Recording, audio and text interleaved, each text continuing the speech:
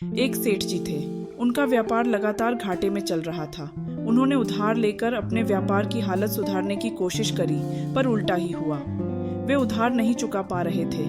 उधार देने वाले व्यापारी आते तो सेठ जी अपनी पत्नी से छुपाकर उनसे बात करते। रोज रोज की इस लुका छिपी के कारण पत्नी को शक हुआ और वह सेठ जी से पूछताछ करने लगी। सेठ जी बहाने बनाने लगे, पर सेठानी के आगे बहानों की कोई औकात ही नहीं थी। वह सवाल पर सवाल करती रही और सेठ जी ने परेशान होकर कहा, सेठानी, तुम अपने गहने दे दो तो शायद बात बन जाए। आखिर गहने होते किस लिए हैं? कठिन समय के लिए ही तो ना।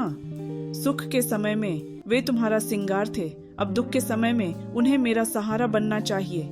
आखिर हैं तो मेरे ही खून पसीने की कमाई के। सेठ जी मनाते रहे, पर सेठानी नहीं मानी। सेठ जी मनाते मनाते थक गए, पर सेठानी टस से मस न हुई। सेठ जी सुबह शाम अकेले घूमने जाते थे। घूमते टहलते वे सोचते रहते कि आखिर कर्ज से छुटकारा कैसे पाएं। रिश्तेदार मदद करने वाले थे नहीं, दोस्तों से भी कोई आशा नहीं थी। सोचते सोचते आखिर उन्होंने यह निर्णय लिया कि अपना मकान बेच देंगे। उन्होंने सेठानी से कहा, गहने तुम दोगी नहीं तो मैं मकान बेच देता हूँ। आखिर उधार तो चुकता करना ही होगा। सेठानी बोली, मकान बेच दोगे तो हम रहेंगे कहाँ? जंगल में? सेठ जी बोले, कहीं कुटिया बनाकर रह लेंगे। सेठानी फिर बकझक करती रही कि कुटिया भी कोई रहने की जगह है। कुटिया में नौकर कहाँ रहेंगे? कुटिया तो बरसात में छूने लगेगी। बगीचा कैसे लगेगा? चीजें कहाँ रहेंगी? मनहगे मनहगे सामान सब खराब हो जाएंगे। सेठ जी बोले, जब समय ही ऐसा करा रहा है तो करना होगा। सेठानी की बहन ने सेठ जी का मकान खरीद लिया। सेठ जी घूम घूम कर मकान खोजते थे। उन्होंने एक पुराना छोटा सा घर ले लिया था। अब तो सेठानी और भी बर्राने लगी।